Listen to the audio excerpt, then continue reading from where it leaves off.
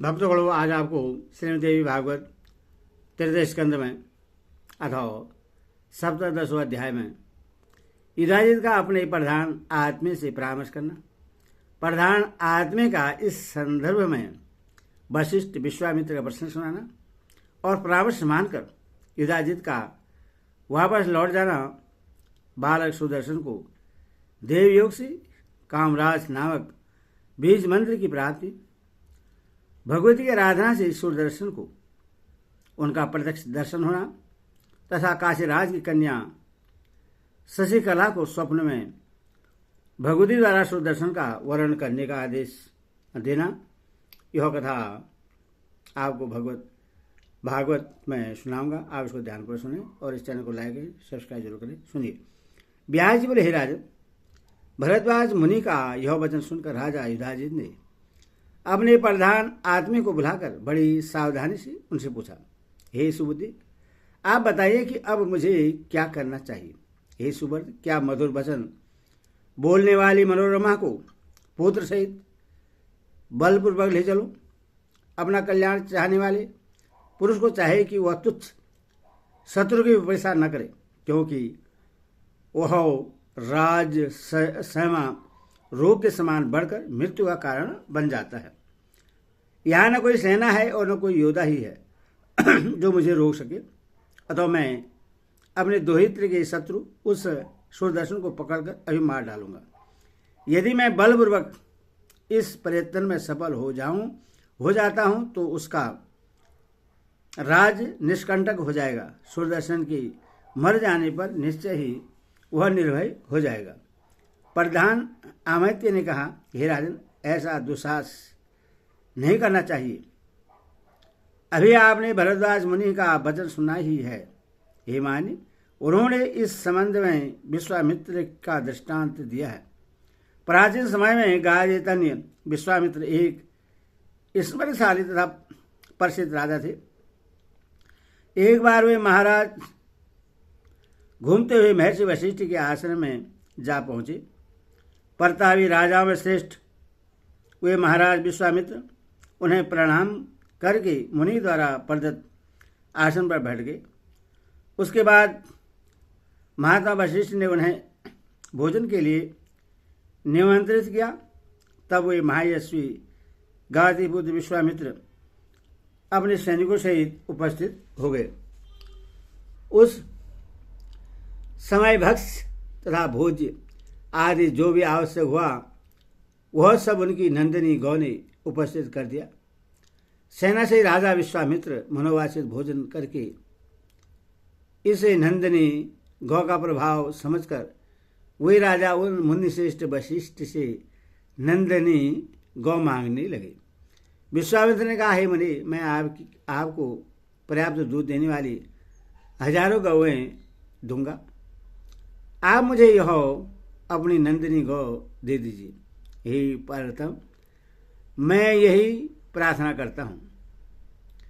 वशिष्ठ बोले, हे राजन, यह गौ होम के लिए अवश्य प्रदान करती है, अथवा मैं इसे किसी प्रकार भी नहीं दे सकता। आपके 1000 गौएं आपके ही पास रहे। विश्वामित्र बोले, हे साधु, मैं आपकी इच्छा के अनुसार 10,000 अथवा 1,00,000 गौएं दे रहा हूं। आप नंदिनी मुझे दे दीजिए, नहीं तो मैं इसे बलपूर्वक ग्रहण कर लूंगा। वशिष्ठ बोले, हे मुनि, हे निरपति, जैसी आपकी रुचि हो, आप इसे बलपूर्वक अभी ले लीजिए, किंतु हे राजन, मैं तो इस नंदिनी को स्वेच्छा से अपने आश्रम से आपको नहीं दूंगा। यह सुनकर राजा विश्वामित्र ने अपने महाबली अनुचरों को आदेश दिया कि तुम लोग इस नंदिनी गौ को ले चलो। तब बल के अभिमान में चूर उन अनुचरों ने आक्रमण करके उस धेनु को बलपूर्वक बांधकर पकड़ लिया। तब आंखों में आंसू भरकर कांपती हुई उस नंदिनी ने मुनि से कहा, हे मुनि, आप मुझे क्यों त्याग रहे हैं? ये सब मुझे बांधकर खींच रहे हैं। वशिष्ठ ने उससे कहा, हे उत्तम दूध देने वाली नंदिनी, मैं तुम्हें त्याग नहीं रहा हूं। ये राजा तुम्हें बलपूर्वक ले जा रहे हैं, जबकि मैंने अभी इनका स्वागत किया है। हे सुबह, मैं क्या करूं?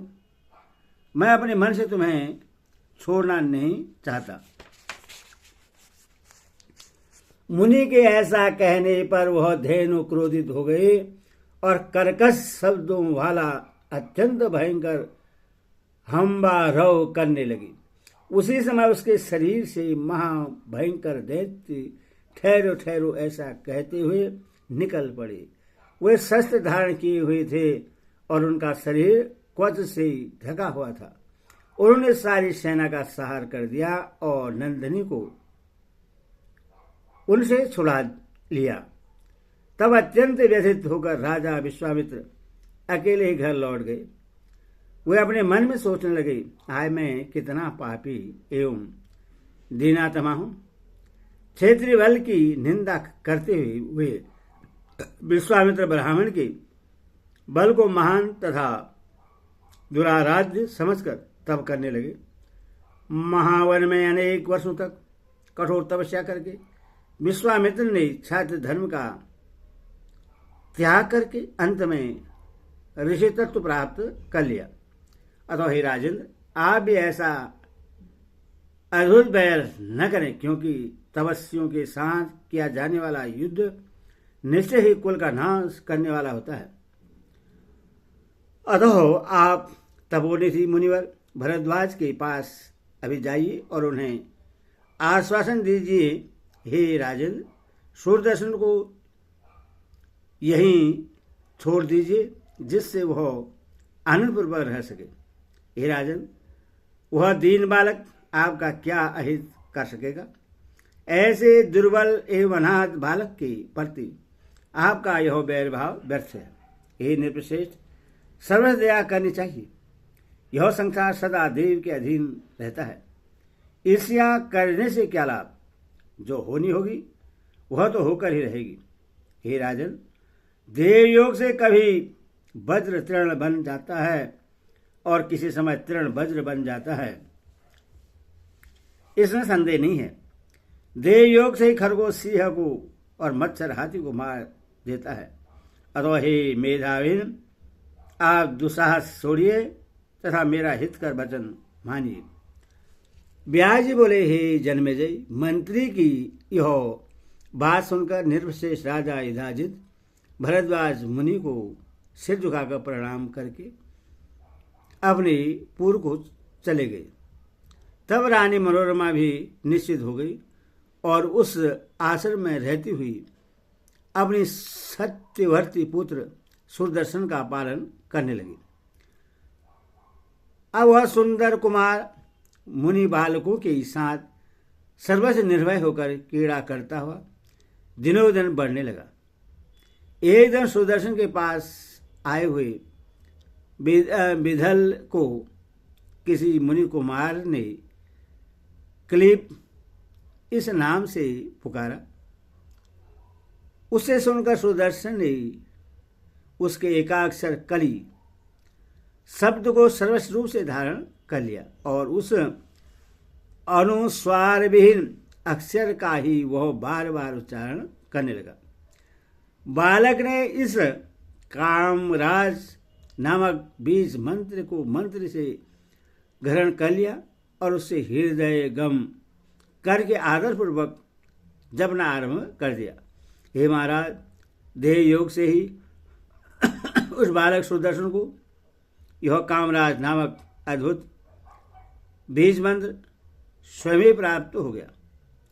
उस समय केवल 5 वर्ष की अवस्था में ही वह ऋषि तथा छंद से विहीन और ध्यान तथा न्याय रहित मंत्र प्राप्त कर मन ही मन उससे जपता हुआ खेलता और सोता था।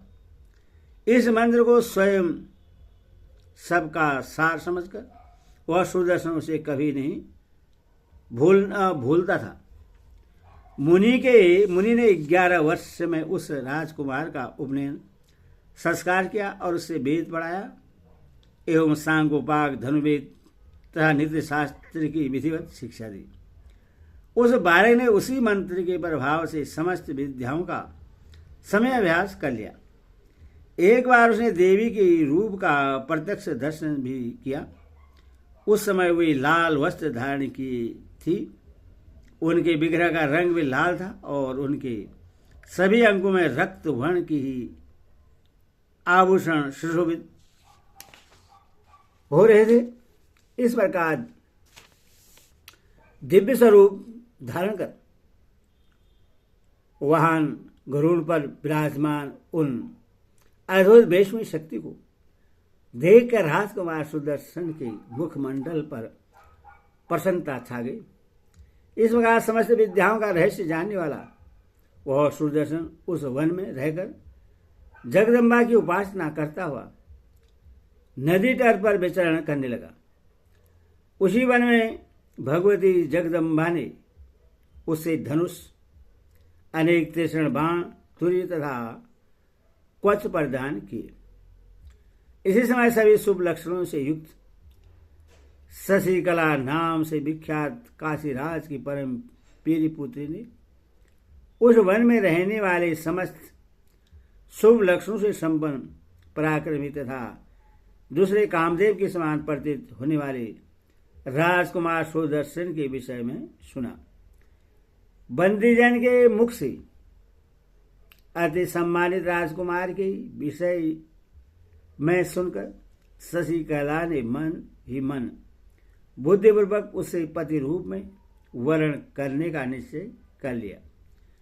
उसी दिन आधी रात को जगदम्बा स्वप्न में शशिकला के पास आकर स्थित हो गई और उससे आश्वस्त करके यह वचन बोली, हे सुत्रोणी, सुदर्शन मेरा भक्त है, तुम उसी को अपना पति स्वीकार कर लो। हे भावनी, मेरी आज्ञा से वह तुम्हारी सब कामनाएं पूर्ण करेगा। इस प्रकार स्वप्न में भगवती का मनोहर स्वरूप देखकर तथा उनके इस वचन को स्मरण करके परम माननीय शशिकला प्रसन्न हो गई। वह प्रसन्नता के साथ उठ गई। उसकी माता ने उससे हर्ष देकर बार बार प्रसन्नता का कारण पूछा, किंतु उस सुंदरी ने अति लज्जा के साथ कुछ नहीं बताया। स्वप्न का बार बार स्मरण करके प्रसन्नता से युक्त होकर वह जोर से हंस पड़ती थी। तब उसने अपनी एक अन्य सखी से स्वप्न का सारा वृत्तांत विस्तार पूर्वक कह दिया।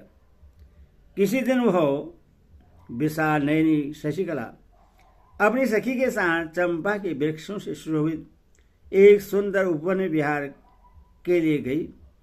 वहां पुष्प चुनती हुई वह कुमारी एक चंपा वृक्ष के नीचे खड़ी हो गई।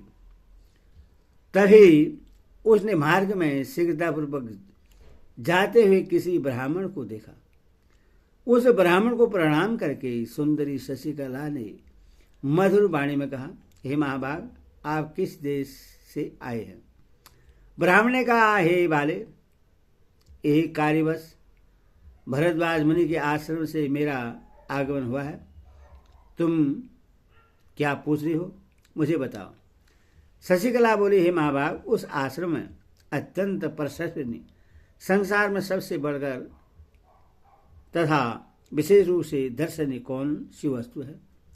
ब्राह्मण ने कहा, हे सुश्रोणी, महाराज ध्रुवसंधि के पुत्र श्रीमान सुदर्शन वहां रहते हैं। पुरुषों में श्रेष्ठ वे सुदर्शन अपने नाम के अनुरूप ही हैं।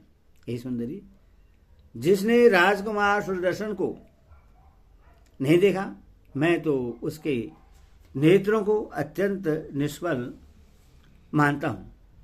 सृष्टि की अभिलाषा वाले ब्रह्मा ने कौतूहलवश उन एक सुदर्शन में सभी गुणों को भर दिया है और गुणों की खान सुदर्शन को ही मैं देखने योग्य मानता हूं। वे राजकुमार तुम्हारे अनुरूप है और तुम्हारा पति होने योग्य है। मणि और कांचन की भांति यह तुम दोनों का सहयोग पहले से ही निश्चित हो चुका है। इति श्रीमद्देवी भागवत महापुराण षष्ठादशसहस्राणां सहितानां तीर्थस्कन्धे विश्वामित्र कथोत्तर राजपुत्रस्य कामबीज भ्रातृवर्णां सप्तदशो अध्यायो हरि ओम।